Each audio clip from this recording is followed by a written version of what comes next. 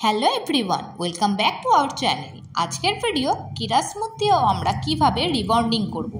তো আমার ক্লায়েন্টের হেয়ার তোমরা দেখতেই পাচ্ছ কতটা পর্যন্ত রিগ্রোথ হয়ে গেছে। তো দেখতে পাচ্ছ আমি মেজারমেন্ট করে তোমাদের দেখিয়েও দিচ্ছি কতটা পোর্শন হেয়ার রিগ্রোথ হয়ে গেছে। আর তোমরা খুব ভালো করে বুঝতে পারো যে হেয়ারটা কালার আছে সেইটাই ও 8 মাস আগে কেরাসমুথ করেছিল, আর যেটায় কালার নেই যেমন ব্ল্যাক হয়ে গেছে ওই পোর্শনটা ওর রিগ্রোথ হয়েছে। আর ওর খুব ফাস্ট হয়, কার্লি হেয়ার বলে খুব ফাস্ট রিগ্রোথ হয়ে যায়।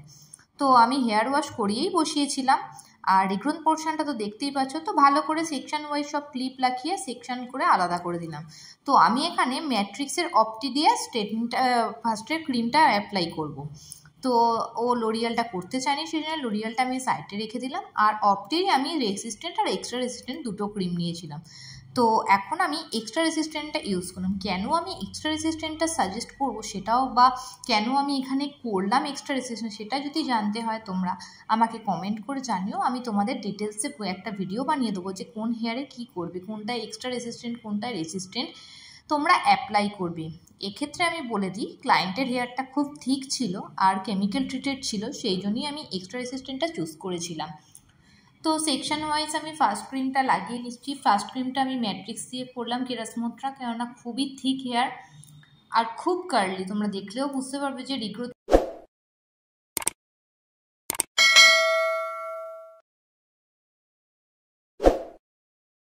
পোর্শনটা কতটা কার্লি। তো আমি সেকশন ওয়াইজ দেখতেই পাচ্ছ সেকশন ওয়াইজ করছি, কিন্তু এক্ষেত্রে ক্রিম অ্যাপ্লিকেশনটা যেটুকুনি পোর্শন রিগ্রোথ হয়েছে সেটাতেই করছি। আর বাকি যে জায়গাটা আছে সেই জায়গাটায় আমি ওয়াটার স্প্রে করে আগে থেকেই ভিজিয়ে নিচ্ছি, যাতে ওয়েট হেয়ারে ওই ক্রিমের কোনো অ্যাকশন না নিতে পারে। অনেক সময় দেখবে ওয়েট হেয়ার না করলে ওই পোর্শনটা ড্রাই যে হেয়ারটা থাকে, যে হেয়ারটা আমাদের ঠিকঠাক আছে সেই হেয়ারটাতেও একটা কার্লি এসে যায় বা হেয়ার বার্ন হয়ে যায়। সেই জন্যই আগে থেকে আমি ওয়েট করে নিচ্ছি হেয়ারটাকে। আর যেইটুখানি পোর্শন রিগ্রোথ আছে সেইটুখানি পোর্শনে আমি ক্রিমটা অ্যাপ্লাই করছি। তো যেরমভাবে আমি অ্যাপ্লাই করছি তোমরা যদি বিগিনার্স হয়ে থাকো তো সেইভাবে করে দেখতে পারো, অবশ্যই তোমাদের হেল্প হবে।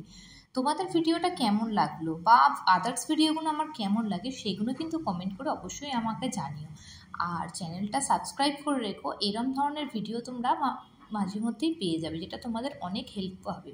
এরম হেল্পফুল ভিডিওর জন্য চ্যানেলটা সাবস্ক্রাইব করে রেখো। তো দেখতেই পাচ্ছ আমার এক সাইডের ক্রিম অ্যাপ্লিকেশন কমপ্লিট হয়ে গেছে, আর ওই সাইডের শুধু ব্যাক পোর্শনটাই বাকি আছে, যেটা আমি এখন কমপ্লিট করছি।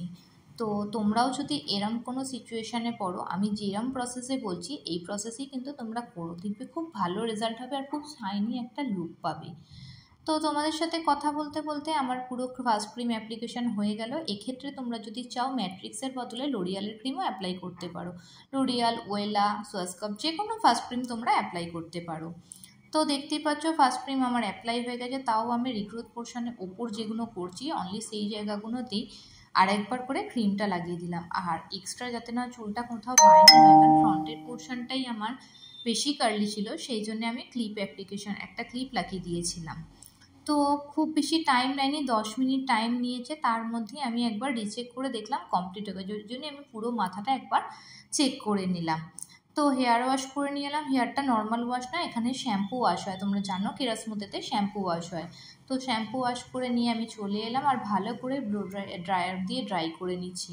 ড্রায়ারটা তোমরা মিডিয়াম হিটেই রাখবে, খুব বেশি হিট দেবে না, তাতে অনেক সময় ক্লায়েন্টের স্ক্যাল্পে গরম লেগে যায় বা স্ক্যাল্পে খুব ইচিং হয়, জ্বালা জ্বালা করে, সেই জন্য স্ক্যাল্পটা একটু দূর থেকে ইউজ করবে আর এইভাবে একটু মিডিয়াম এতে করবে। তো আমার মোটামুটি হাফ ড্রাই হয়ে গেছে। আমি এখন সেকশান নিয়ে নেবো পলিশিংয়ের জন্যে। তো সেকশান ওয়াইজ কাজ করবে, খুব সুবিধে হবে তোমাদের।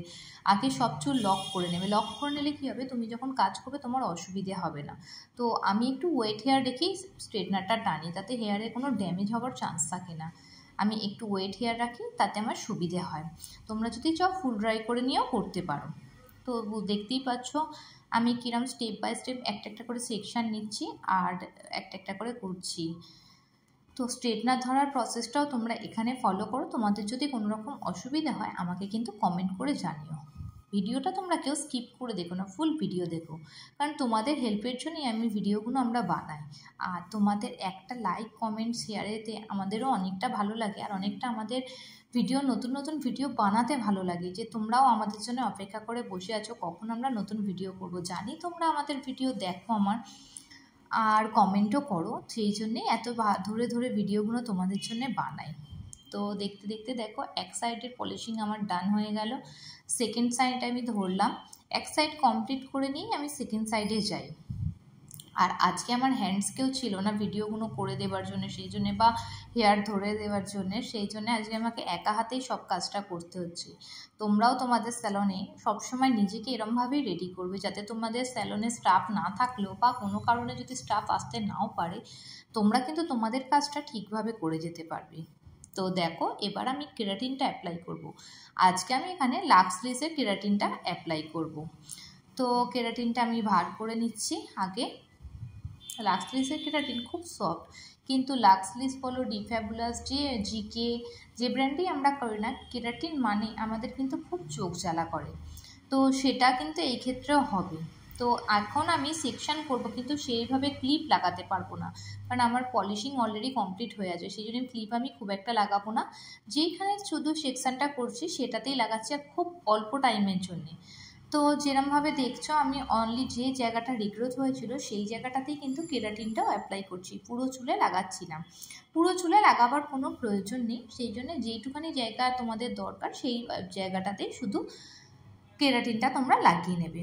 দিয়ে বেশি ইমালসিফ্লাই করার দরকার নেই। ফার্স্ট ক্রিম তোমরা ইমালসিফ্লাই করে লাগাতে পারো, সেটাই কোনো প্রবলেম হয় না, কিন্তু কেরাটিনটা মানে যেটা আমরা কেরাসমুথের সেকেন্ড ক্রিম বলি, সেক্ষেত্রে ইমালসিফ্লাই বেশি করার দরকার হয় না, শুধু কেরাটিনের ক্রিমটা লাগিয়ে দিয়ে আমরা চিরুনি করে টেনে টেনে লাগিয়ে নিই, যাতে পুরো হেয়ারের মধ্যে ঠিকঠাকভাবে অ্যাপ্লিকেশনটা হয়ে যায়।